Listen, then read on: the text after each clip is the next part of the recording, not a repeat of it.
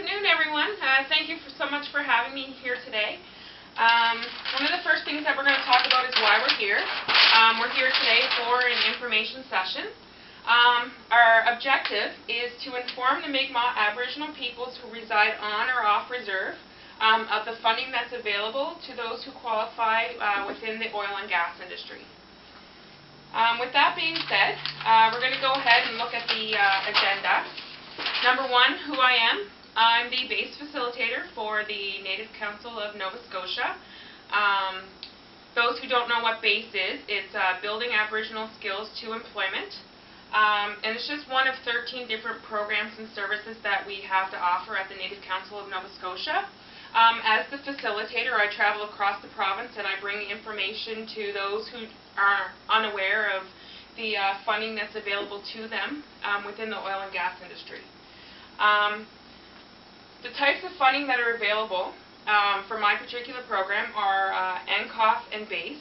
NCOF stands for the Encana Native Council Opportunities Fund, and as stated before, BASE is Building Aboriginal Skills to Employment.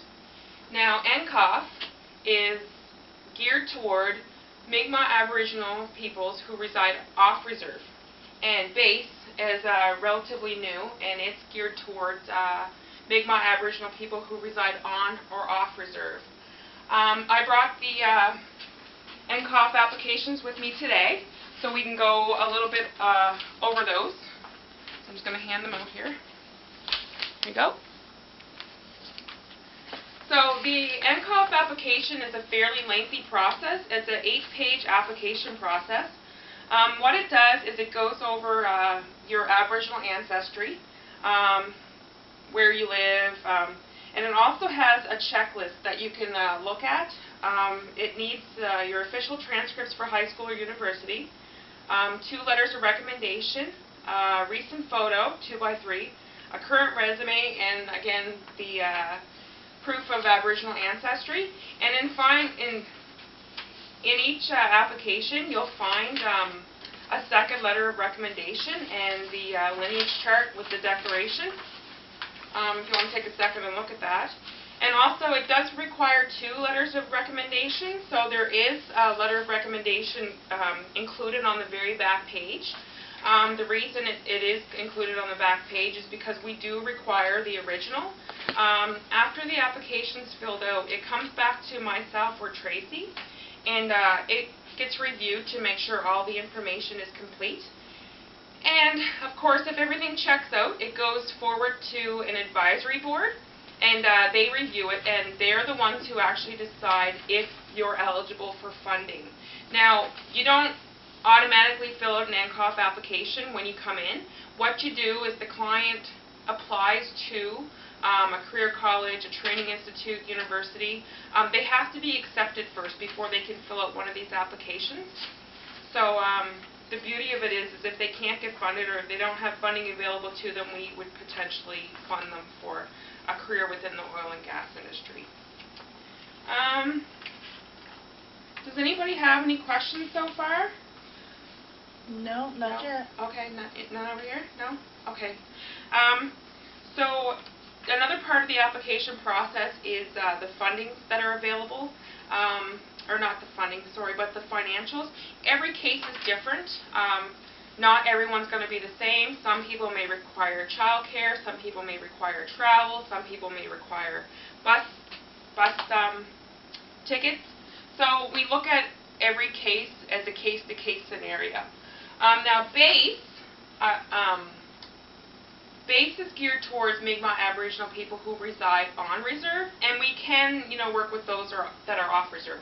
But BASE happens when a Mi'kmaq Aboriginal person goes to their community, if they're a member, and they have been accepted to a training institute or university, college, and they tell them that they're unable to fund them because they don't have money at the time. What's going to happen is they need to get a letter from their band stating that they're unable to fund them, and then they would get a hold of us, and what we would do is we would meet with them and do an intake, and then again it will be reviewed to see if they're available for funding through BASE. I won't I wanted to get into some of the types of careers in the oil and gas industry, because a lot of people don't really realize what types of careers are realized or I guess accepted within the oil and gas industry. Now keep in mind, this is not a complete list of careers that are available in the oil and gas industry. This is just an idea, because everybody can do labor market research, and they can, if there's a link there, then we would potentially look at it for funding. Some of them are architectural drafting, CNC machining, gas installation and service. We've got, let's see, the Atlantic Petroleum Training College, engineering, chemical, electrical, mechanical, geosciences, environmental. And those are just to list a few. Some of our most popular ones are the Atlantic Petroleum Training College. And I think it's because the training is so quick. It's only like a 14-day training course, and it's intense. The client goes for 14 days, and then upon successful completion, they're automatically sent out to the oil and gas industry, or the oil rigs out west. This here we have Class 1, Class 3, mobile crane, gravel. Those are some of the things that we potentially look at funding. Again, is there any questions that anybody has? I know it's kind of a quick rundown, but I don't want to overwhelm people. I find once you think you have an idea of something that you'd like to do, then you could potentially come to see us, and then we can answer any specific questions. So was there anything that you guys had that you wanted to bring up today? No questions. Are you over here? Quiet. Okay, sorry.